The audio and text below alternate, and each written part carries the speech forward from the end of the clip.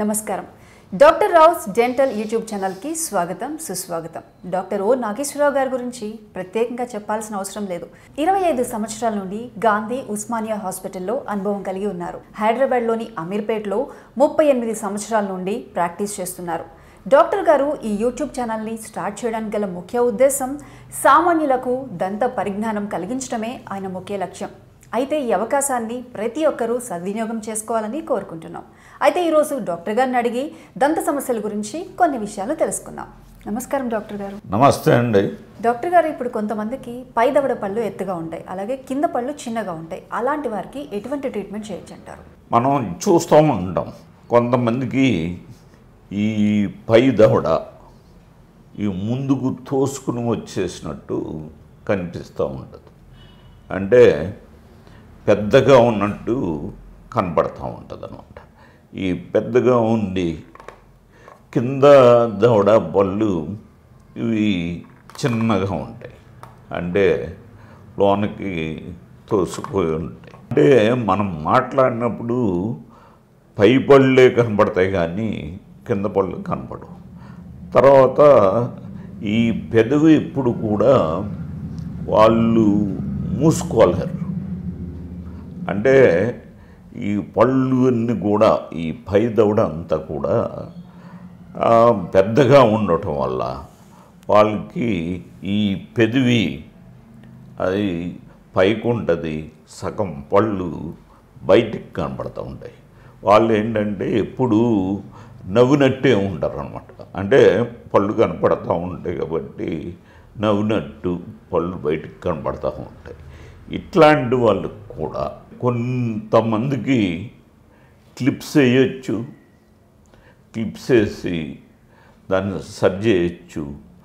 లేకపోతే వాళ్ళకు కూడా అంటే ఇప్పుడు అసలు ఈ ప్రాబ్లం ఎందుకు వస్తుంది అన్నది మనం గమనిస్తే కొంతమంది నోట్లో వేలు పెట్టుకుని చప్పరించటం వల్ల, అట్లాగే చిన్నప్పుడు చాలామంది కూడా పాలపీకలు నోట్లో పెట్టేసి తల్లులు వాళ్ళ పనులు వాళ్ళు చూసుకుంటూ ఉంటారు.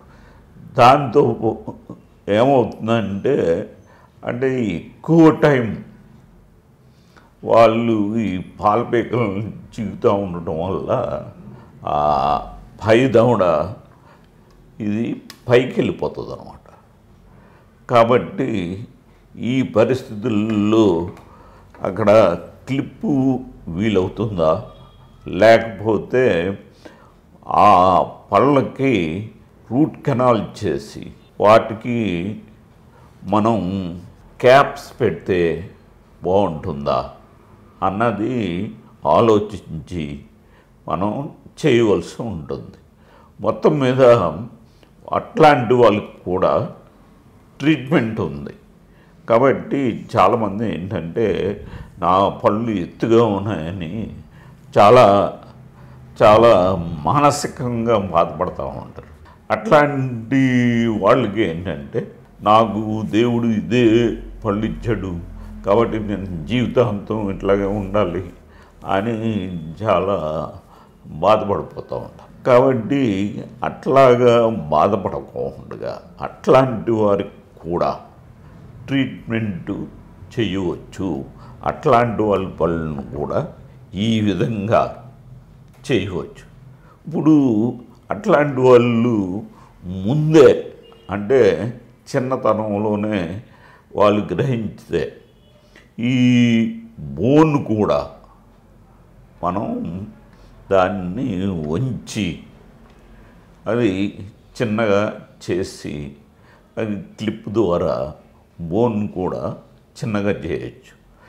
లేకపోతే ఇప్పుడు సర్జరీ కూడా చేసి ఇప్పుడు ఈ ఎత్తుగా ఉన్న భాగాన్నంతా తీసేసి చిన్నగా చేసి ఇది సర్జరీ ద్వారా కూడా ఈ ఎత్తు భాగాన్ని తగ్గించి ఈ పళ్ళన్నీ కూడా వరుస క్రమంలో ఉండేటట్లు చేయవచ్చు.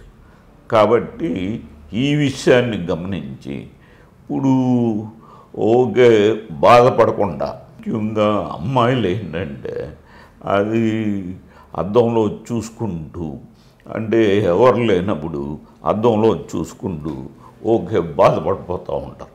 కాబట్టి ఆ విధంగా చేయకుండా దానికి కూడా ట్రీట్మెంట్ ఉంది.